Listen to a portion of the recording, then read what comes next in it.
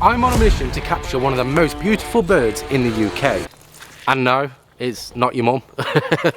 And the name of that bird is called the kingfisher. This sparrow-sized bird has the typical short-tailed, large-headed kingfisher profile. It has blue upper parts, orange underparts and a long bill. It feeds mainly on fish caught by diving and has special visual adaptations to enable it to see prey underwater. I've never seen one of these birds, let alone capture it, and it's one of them photos where I want to tick off on my bucket list. So to start things off, I first need to think about the camera equipment and camera settings. For the camera body, I'm going to be using the Canon R5. This camera can shoot 45 megapixels up to 20 frames per second, paired with the RF to EF lens adapter. And for the lens, well, we'll get back to that later. A SanDisk EF express card and SD card, a bunch of batteries, and this Manfrotto tripod. Now the reason I've left this lens to last is because it's probably one you wouldn't think I'll be using. Most wildlife photographers use like a 200 to 400mm lens, or at least a 70 to 200. But unfortunately, I don't yet own one of them. But what I do have is this. The Canon 75 to 300 f4 to 5.6. This lens cost me a grand total of £50, and it's most definitely one of the worst performing lenses I own. But the reason why I'm going to be using this lens is because I want to show you that you don't have to have thousands of pounds worth of equipment to capture great images. And now for the camera settings, well, we can't really predict that until the day, mainly because of the lighting situations. But one thing I know is that the shutter speed is going to need to be fast. And the reason for that is because the kingfisher can fly up to a whopping 25 miles per hour, so the shutter needs to be quick. The kingfisher inhabits clear, slow-flowing streams and rivers, and lakes with well-vegetated banks. The kingfishers are partially active early in the morning. They need to eat regularly and wake hungry. They are up bright and early in search for food, so get ready to set your alarm. Oh, I hate waking up early in the morning.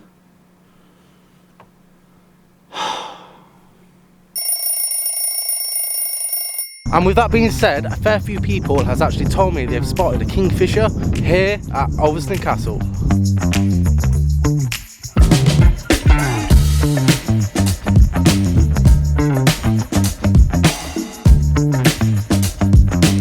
And so I've come to this little bird hut that's, well, in the wildlife part of Ulverston Castle. So I'm going to set up my camera and fingers crossed we see a kingfisher.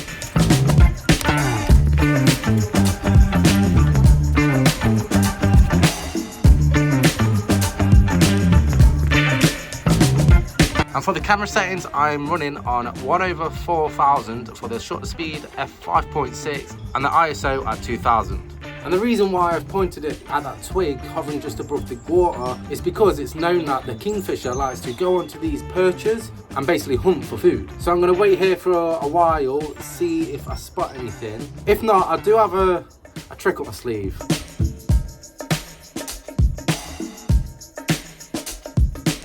Listen, yeah, this is the point in the video where you hit that subscribe button. Oh, and like it, obviously.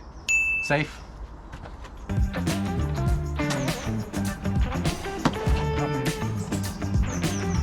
I'm pretty sure it's up there somewhere. I don't know if you can hear that, but if my calculations are correct, that is a kingfisher. I hope. So we need to lure it out. I wish I could just see it to see if it actually is a kingfisher. Right, I don't want to waste any more time, so I think it's time for plan B. Whilst doing my research on the kingfisher, I came across a YouTube video. Basically, if you put a perch in the water where the kingfisher's never been able to fish before, it's most likely going to go and land on there and check it out. So that's what I'm thinking of doing.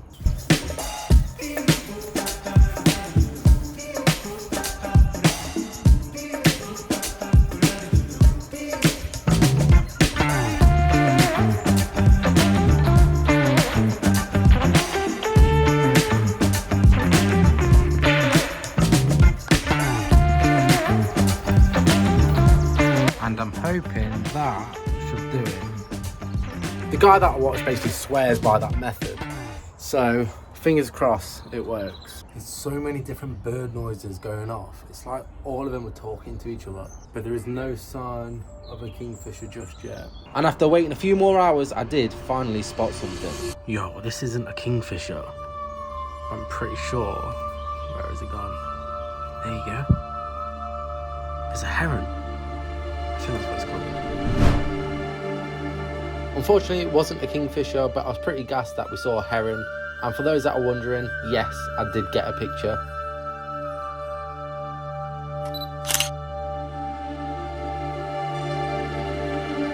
And after waiting a few more hours, I decided it was time to just pack up my stuff and come back to it on another day with a different approach. So it's a few days later and I've just arrived at a different location.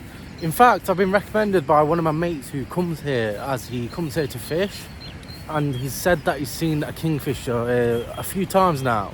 Do you guys remember when I said this? The kingfishers are partially active early in the morning. Yeah, well, when I went to Ulverston Castle, I went around 10 AM, and to be honest, I don't think that was early enough. And so I've basically stayed up the whole night, and it's currently 5:55 AM. But I'm hoping by being up this early, it's going to increase the chances of me seeing a kingfisher.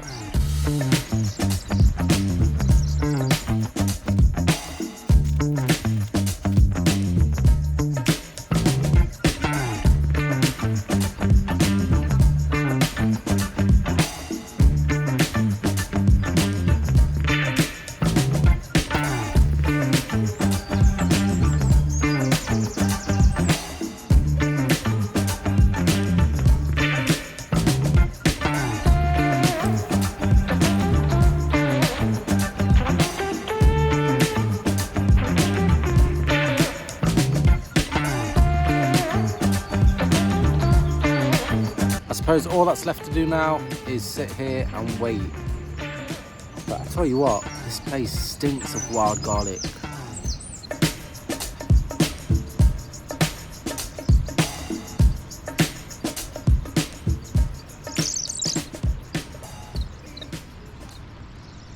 After a few hours of waiting, I started to question myself if this was even worth it. But then I remembered photography isn't just about the photos. It's the journey and memories made getting the shot. So I waited a little while longer, but still no sign of a kingfisher.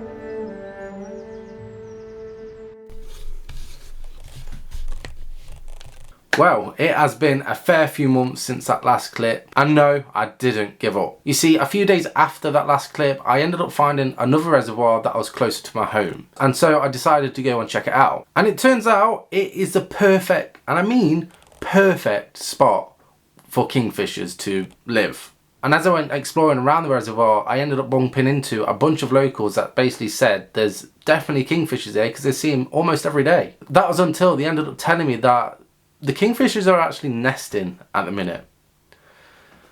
Why didn't the internet tell me that? And so I thought I'd give it a bit of time before I return. And I also ended up deciding to join the Facebook group where people and photographers, because a bunch of photographers go there specifically to go and photograph the wildlife around there, especially kingfishers. Well, anyway, I took to Facebook and I went onto the group and asked everyone if anyone has seen a kingfisher recently. And these are the replies I got. And with them responses, I think it's time we go back out and start looking for them again. Okay, so it's the 20th of September. It's just gone past 8 o'clock. And hoping today is the day.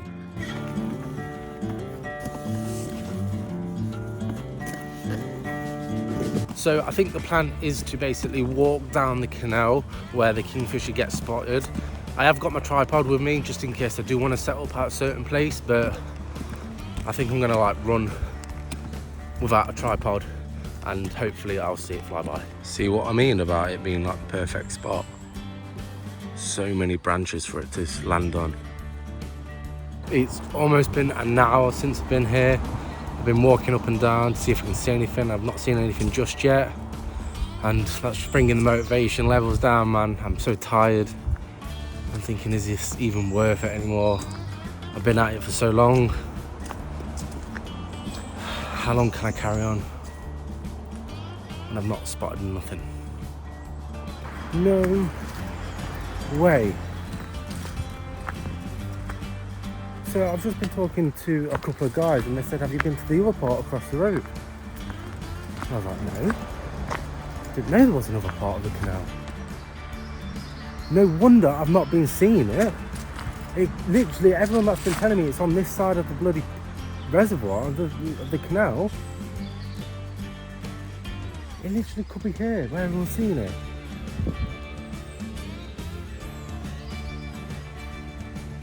Oh man, have I literally been missing this place the whole time and this is where it's been? Could be, and I could be wrong. But once again, perfect conditions for kingfishers to be living around. Oh, come on, where are you? And after waiting around for a little while, it wasn't long until I spotted something. Fuck off, look, it's there, it's there, it's there, it's there. After searching for 5 whole months, I finally saw one. I literally cannot express how happy I am right now. Just do it of being able to see it. I was using my phone to call it. I went on YouTube to find a calling thing to see if it would come. Because I swear I heard it. I heard a dead loud whistle that sounded like it. So I used my phone to see if it would come close, and it just comes straight past me. And it's gone in them woods. Oh man. And so I waited around hour after hour to see if I could see it again, but it never came back. Okay, so last time I was here, we obviously didn't get a photo of the kingfisher, but we did manage to see it and know the whereabouts of it. I have got one last trick on my sleeve, and it contains in this bag. So I am going to be using the new branch method, and you'll see why in a second.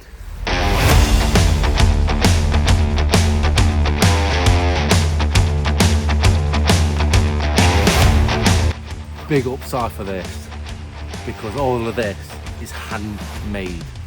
Mate, I look like I've just come out of Call of Duty or something. This is actually mental.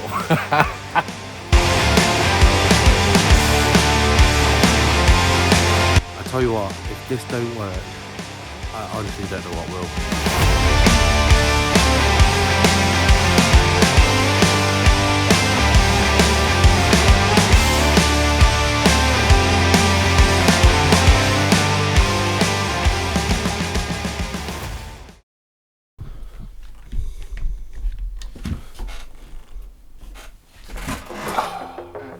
Many months has gone by since that last clip. After that clip, I went back again and again and again and again, and I didn't manage to see the kingfisher anymore. And with Christmas coming up, I just decided to call it a day. That was until a few days ago. Me and the missus decided to go on a walk around Cromford Canal. And of course, I took my camera with me because it's a very photogenic place. But as we was heading back, I spotted something. A kingfisher flew straight past me. And so, I ran.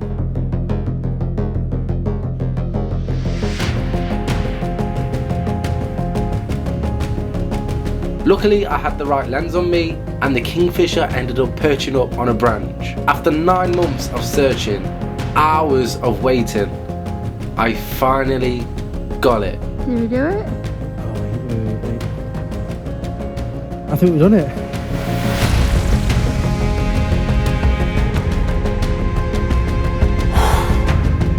In the most unexpected way possible. I genuinely thought I would be having to wait a whole nother year for the kingfisher to come back out again, because I didn't think it would come out in the winter. But as a lot of my best work goes, it came at the most unexpected moment. That right there is the bucket shot.